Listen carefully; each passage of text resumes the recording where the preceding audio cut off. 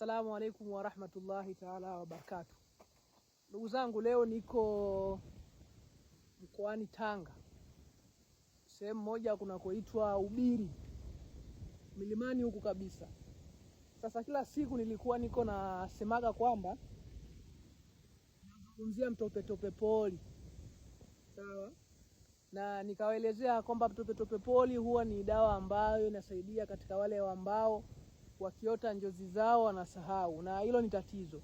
Yaani ukiona unaota njozi alafu ile njozi unaisahau, basi hilo ni tatizo, na hayo ni mfumo wa maradhi ambayo ni ya kichawi yanayokuwa zunguka katika mwili wako. Sasa leo nimekuja mkoani Tanga, niko wilaya ya Korogwe, sehemu moja kunaitwa Ubiri huku juu milimani. Nimekuja makususi kwa niaba ya kutafuta dawa na shughuli ambayo iliyokuwa imenileta. Sasa mtopetope nimeuona, mtopetope poli nimeuona, nikaona kwa nimeuona basi ngoja ni waonyeshe ili kama uko sehemu uweze kuutambua. Mtopetope poli wenyewe ni huu hapa. Ukisikia mtopetope poli ni huu hapa.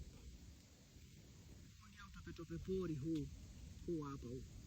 Sasa hii ni dawa kwa wale ambao wanaokuwa wanasumbuliwa na njozi, yani mtu anaota njozi alafu ile njozi baadaye anaisahau.